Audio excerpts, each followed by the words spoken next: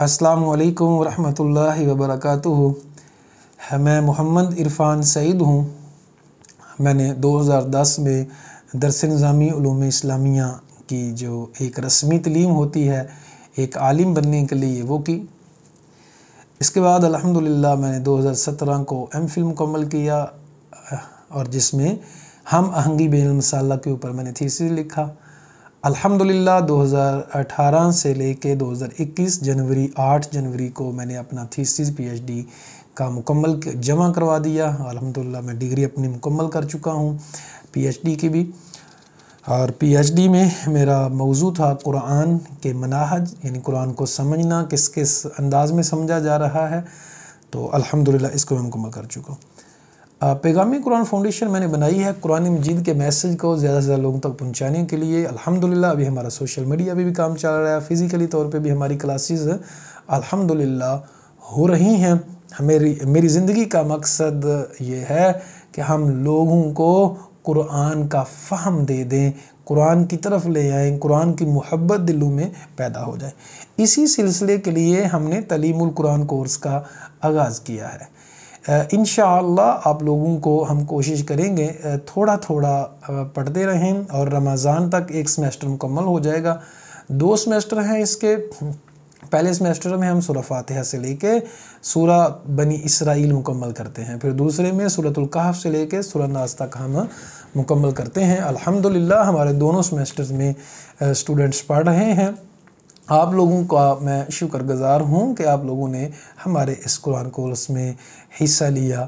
اللہ آپ لوگوں کو جزائے خیر عطا فرمائے۔ یوٹیوب کے اوپر میں خصوصی طور پہ کاوش کرتا ہوں کہ ہم یہ سوشل میڈیا پہ چیزیں بھیج دیتے ہیں تاکہ ایک وقت آئے گا کہ ظاہری بات ہے میں نے مر جانا ہے، اللہ تعالیٰ مجھے صحت والی زندگی، عزت والی، نیکی والی عطا فرمائے، لیکن مرنا تو ضرور ہے، تو مرنے کے بعد بھی یہ کام میرا چلتا رہے اور دین کا کام، دین کا میسج پھیلتا رہے۔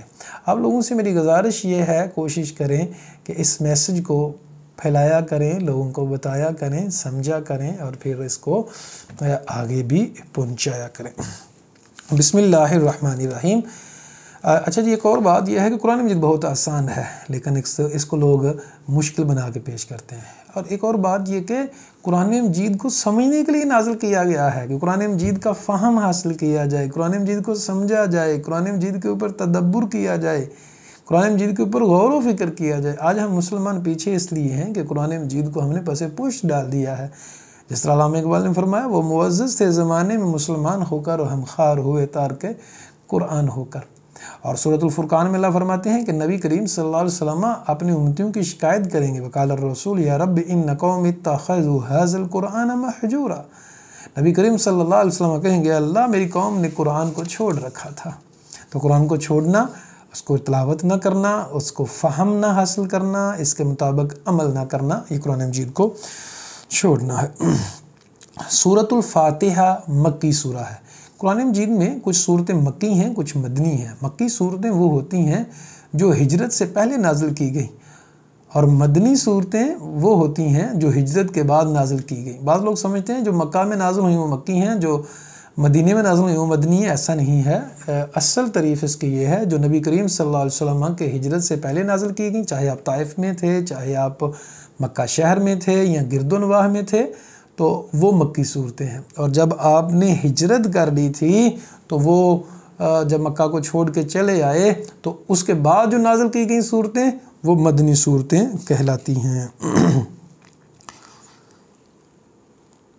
الحمدللہ رب العالمین۔ پہلے سورۃ الفاتحہ کی کچھ ایک فضیلت سمجھ لیں، پھر ہم انشاءاللہ اس کے ترجمے اور فہم کی طرف آتے ہیں۔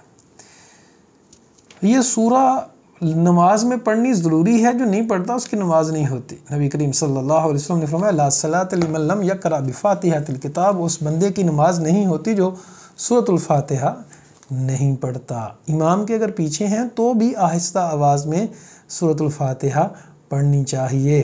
شور تو ظاہری بات نہیں کرنا نماز میں، لیکن منہ میں سورۃ الفاتحہ امام کے پیچھے پیچھے پڑھنی چاہیے، تبھی آپ کی نماز ہوگی، ورنہ حضور کے فرمان کے مطابق اس شخص کی نماز نہیں ہوتی جو سورہ فاتحہ نہیں پڑھتا۔ نبی کریم صلی اللہ علیہ وسلم کو 2 گفٹ عطا کیے گئے تھے جو آپ صلی اللہ علیہ وسلم سے پہلے کسی کو نہیں عطا کیے گئے. وہ کون سے 2 گفٹ ہیں؟ سورۃ الفاتحہ اور سورۃ البقرہ کی آخری 2 آیات. سورۃ الفاتحہ بہترین دم ہے. کسی کو درد ہو رہی ہے، کسی کو کوئی مسئلہ ہے، سورۃ الفاتحہ پڑھ کے دم کریں، خود دم کریں. یاد رکھیے گا پینے والی چیز میں پھونک مارنا جائز نہیں. جب آپ پانی پہ دم کرتے ہیں تو اس کو بوتل وغیرہ ہے تو اس کے اوپر سے دم کر لیں، یا پھر پھونک مار کے ہاتھوں کو ہلکا سا لعاب دہن بھی آپ کا لگے تو اس کو پانی میں مکس کر سکتے ہیں. ڈائریکٹ جو ہے وہ نہیں پھونک مارنی چاہیے. بعض لوگ دم کا انکار کرتے ہیں اور سمجھتے ہیں کہ شاید دم کچھ نہیں ہوتا، صرف میڈیسن لینی چاہیے. ایسی بات نہیں ہے. بعض بیماریاں روحانی ہوتی ہیں، بعض جسمانی ہوتی ہیں. تو جسمانی تو میڈیسن سے ٹھیک ہو جاتی ہیں، لیکن اس میں بھی رب کی مدد چاہیے ہوتی ہے، دعا چاہیے ہوتی ہے. رب فضل کرے تو تب انسان ٹھیک ہوتا ہے، ورنہ انسان ٹھیک نہیں ہوتا. تو یہ بیسیکلی برکت کے لیے ہوتی ہیں. اور اس کا مطلب یہ بھی نہیں ہے کہ آپ صرف دم کروائیں اور اب وہ دوائی میڈیسن نہ لیں. دیکھیں جدید سائنس نے اتنی ترقی کر لی ہے تو ہمیں یہ بھی رب کی رحمت ہے، ہمیں اس سے فائدہ اٹھانا چاہیے. میڈیسن بھی لینی چاہیے اور دم بھی کرنا چاہیے. کئی میں ڈاکٹرز کو جانتا ہوں جو دم خود بھی کرتے ہیں اور اپنے مریضوں کو سورۃ الرحمن کے ساتھ دم کرتے ہیں، سورۃ الفاتحہ کے ساتھ دم کرتے ہیں، اور کہتے بھی ہیں دم بھی کریں اور خود بھی کروائیں. اور اس کو پھر اس میں شفا ملتی ہے. نبی کریم صلی اللہ علیہ وسلم کے کچھ صحابہ ایک سفر پہ جا رہے تھے. انہوں نے وہ جو وہاں کے مقامی لوگ تھے ان سے کچھ ہیلپ لینی چاہیے، انہوں نے نہیں کی. تو اب جا کے سائڈ پہ بیٹھ گئے تو وہ جو قبیلے کا سردار تھا اس کو سانپ نے ڈس لیا. پھر یہ لوگ ان لوگوں کے پاس آئے کہ اگر کسی کے پاس کوئی دوائی ہے تو بتا دیں. تو ایک صحابی اٹھ کے گئے، انہوں نے دم کیا لیکن پہلے طے کر لیا کہ ہم بکریاں لیں گے. 25 بکریاں لیں اور سورۃ الفاتحہ پڑھ کے دم کی. وہ بندہ ٹھیک ہو گیا. اب صحابہ میں یہ اختلاف ہو گیا کہ آپ نے دم کر کے پیسے لیے ہیں، بکریاں لی ہیں، تو کیا جائز ہیں کھانی کے نہیں؟ آدھوں لوگوں نے کہا جائز ہیں، آدھ نے کہا نہیں. اب اختلاف ہو گیا. نبی کریم صلی اللہ علیہ وسلم کے پاس لے گئے تو آپ صلی اللہ علیہ وسلم میرا بھی حق رکھو، میرا بھی حصہ رکھو. یہ اس لیے کہا فرینکلی طور پہ کہ تاکہ تمہیں اچھی طرح سے یقین ہو جائے کہ یہ بالکل جائز ہے. تو دم کر کے کوئی مطلب بہت زیادہ تنگ نہ کیا جائے کسی کو، اور قرآن پڑھا کے قرآن سمجھا کے اگر کوئی اپنی سروسز لیتا ہے، سروس ٹائم دینے کے پیسے لیتا ہے تو اس میں کوئی بات نہیں.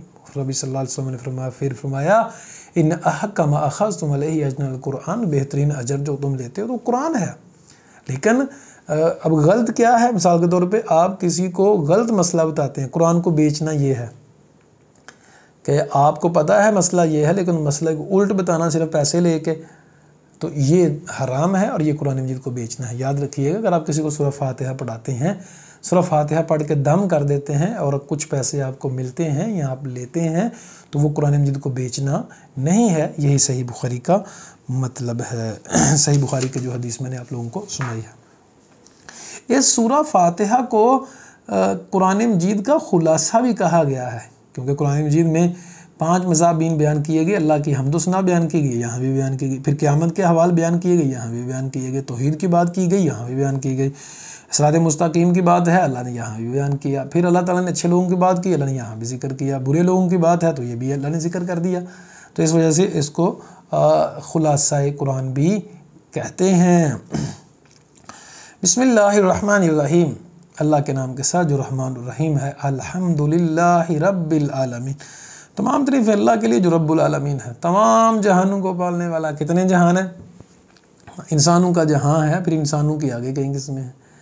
پھر جانداروں کا جہان ہے، کیڑے مکوڑوں کی اتنی قسمیں ہیں، اتنی قسمیں، پرندوں کی اتنی قسمیں ہیں، جانداروں کی، سانپوں کی، پتہ نہیں کون کون سا جہان ہے. جنوں کا جہان ہے، فرشتوں کا جہان ہے جی، جانوروں کا جہان ہے. پھر جانور بھی بڑی بڑی قسم کے ہیں. تو تمام جہانوں کو پالنے والا صرف ایک خدا ہے، وہ رب ہے. الرحمن الرحیم، نہایت مہربان، نہایت رحم کرنے والا ہے. مالک یوم الدین، قیامت کے دن کا مالک ہے. اچھا یہاں اکثر میں سوال کرتا ہوں کہ یہ اللہ نے کہا قیامت کے دن کا مالک ہے، تو کیا آج اللہ مالک نہیں ہے؟ تو اس کا جواب یہ ہے کہ اللہ آج بھی مالک ہے، لیکن اللہ نے جزوی طور پہ ہمارے جسم کا ہمیں مالک بنا دیا ہے، چاہے ہم نیکی کی راہ پہ چل پڑیں چاہے گناہ کی راہ پہ چل پڑیں۔ نیکی کی راہ پہ چلیں گے تو اللہ کے پسندیدہ کہلائیں گے، گناہ کی راہ پہ چلیں گے تو اللہ تعالیٰ کے جو ناپسندیدہ لوگ ہیں ان میں ہم شامل ہو جائیں گے۔ تو نیکی کا راستے کا انتخاب اور برائی کے راستے کا انتخاب کا رب نے ہمیں اختیار دے رکھا ہے، لیکن پسند رب نے یہی کیا ہے ہم نیکی کا راستہ اختیار کریں۔ تو جزوی طور پہ اللہ نے ہمیں ہمارے جسم کا مالک بنا دیا ہے، کلی طور پہ نہیں۔ کلی طور پہ اللہ تعالیٰ نے ہمیں نہیں مالک، لیکن قیامت والے دن زبان بھی نہیں کھول سکے گا، ہاتھ حرکت نہیں کر سکیں گے، قدم حرکت نہیں کر سکیں گے جب تک کہ 5 چیزوں کا سوال نہ کر لیا جائے۔ اس لیے پھر کہا مالک یوم الدین ایاک نعبد، ہم صرف تیری ہی عبادت کرتے ہیں اور تجھے سے مدد مانگتے ہیں۔ عبادت کیا ہوتی ہے؟ یاد رکھیے گا، مدد مانگنا یہ بھی عبادت ہے، دعا کرنا، سجدہ کرنا، یہ سب عبادت میں آتا ہے، اور دعا ہی تو عبادت ہوتی ہے۔ اللہ کے علاوہ کسی سے اس طرح محبت کرنا جو صرف اللہ کا حق ہے، اللہ کے علاوہ کسی اور کی ایسے اطاعت کرنا جو صرف اللہ کا حق ہے، اللہ کے علاوہ کسی اور سے مدد مانگنا جو صرف رب سے مانگنی چاہیے، یہ سب شرک ہے۔ تو عبادت صرف رب کی۔ اس میں ایک شاعر کہتا ہے، ہو جس میں عبادت کا دھوکہ، مخلوق کی وہ تعظیم نہ کر، جو خاص خدا کا حصہ ہے بندوں میں اسے تقسیم نہ کر۔ وَإِيَّاكَ نَسْتَعِينُ، اور صرف تجھے سے مدد مانگتے ہیں، صرف تیری ہی عبادت کرتے ہیں، تجھے مدد مانگتے ہیں۔ اچھا، لوگ ایاک نعبد وَإِيَّاكَ نَسْتَعِينُ بھی کہتے ہیں اور اللہ کے علاوہ غیروں کو سجدے بھی کرتے رہتے ہیں، تو یہ عجیب منافقت ہے۔ جب ہم یہ کہتے ہیں کہ مدد بھی رب سے مانگنی ہے، عبادت بھی رب کی کرنی ہے، تو پھر ہمیں اس پہ سچا ثابت ہونا چاہیے، اس کے اوپر قائم ہو جانا چاہیے۔ نبی کریم صلی اللہ علیہ وسلم نے فرمایا جب تسمہ بھی ٹوٹ جائے تو وہ بھی رب کریم سے مانگا کرو۔ اہدنا الصراط المستقیم، اللہ ہمیں صراط مستقیم عطا فرما۔ صراط مستقیم کون سا ہے؟ نبی صلی اللہ علیہ وسلم کی ہدایت کے مطابق جو ہے قرآن اور سنت کا راستہ، لوگوں کی باتیں نہیں، قرآن اور سنت کا راستہ جو ہے وہ صراط مستقیم ہے۔ صراط الذین انعمت علیہم، ان لوگوں کا راستہ جن پر تو نے انعام کیا۔ اب کن لوگوں پہ انعام ہے؟ صدیقین، شہداء، نبیین، ان لوگوں کا راستہ دکھا دعا کی جا رہی ہے۔ تو ہمیں نیک لوگوں کو، اپنے جو سلف ہیں ان کے راستے پہ چلنا چاہیے، اور وہ اللہ کا راستہ ہے، اللہ کی رضا کا راستہ ہے۔